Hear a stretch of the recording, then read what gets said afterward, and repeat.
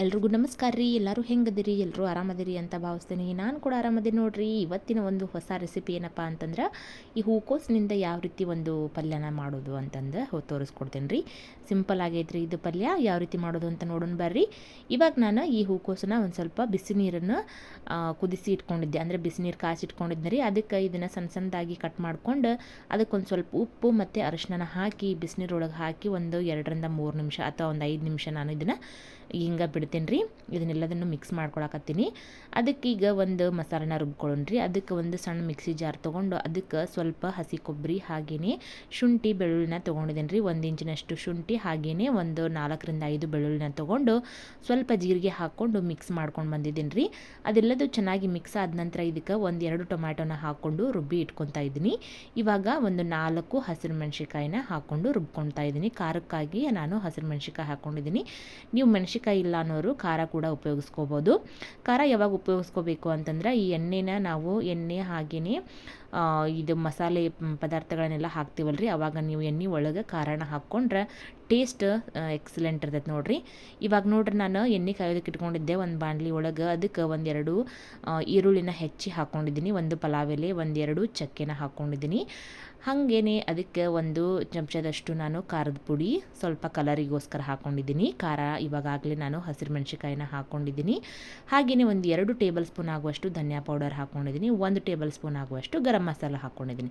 ಇದೆಲ್ಲದನ್ನು ಹಾಕ್ಕೊಂಡು ಈರುಳ್ಳಿ ಸಾಫ್ಟ್ ಆಗೋ ಮಟನು ನಾವು ಫ್ರೈ ಮಾಡ್ಕೊಂಡು, ಅದಾದ ನಂತರ ಈ ರುಬ್ಬಿ ಇಟ್ಟಿರುವಂತಹ ಮಸಾಲೆನೂ ಕೂಡ ಇದಕ್ಕೆ ಮಿಕ್ಸ್ ಮಾಡ್ಕೊಳ್ಳೋಣ್ರಿ.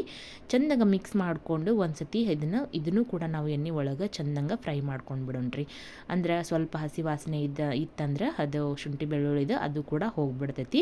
ಸೊ ಅದಕ್ಕೋಸ್ಕರ ಇದನ್ನು ಒಂದು ಸ್ವಲ್ಪ ಫ್ರೈ ಮಾಡ್ಕೊಳ್ಳೋಣ್ರಿ. ಇವಾಗ ನೋಡ್ರಿ, ನಾನು ಮಿಕ್ಸಿಗೆಲ್ಲ ಹತ್ತಿದ್ದು, ಅಂದರೆ ಮಿಕ್ಸಿ ಜಾರ್ಗೆ ಹತ್ತಿದ್ದೆಲ್ಲದನ್ನು ನಾನು ಇದಕ್ಕೆ ಹಾಕ್ಕೊಂಡು ಮಿಕ್ಸ್ ಮಾಡ್ಕೊತೀನಿ ರೀ.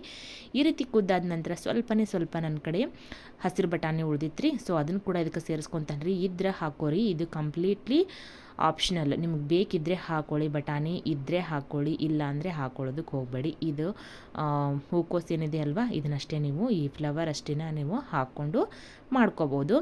ಇವಾಗ ಅದಕ್ಕೆ ಈ ಬಿಸಿನೀರಲ್ಲಿ ನೆನೆಕಿಟ್ಟಿದ್ನಲ್ರಿ ನಾನು, ಅದನ್ನು 1-2-3 ಸತಿ ಚೆನ್ನಾಗಿ ತೊಳ್ಕೊಂಡಿದ್ದೀನಿ ರೀ. ನಾನು ತೊಳೆದಿದ್ದಾದ ನಂತರ ಅದನ್ನು ಇದಕ್ಕೆ ಸೇರಿಸ್ಕೊಂಡು ಈ ಮಸಾಲೆ ಒಳಗೆ ಚೆಂದಂಗೆ ಮಿಕ್ಸ್ ಮಾಡ್ಕೊಂಡ್ಬಿಡೋಣ್ರಿ.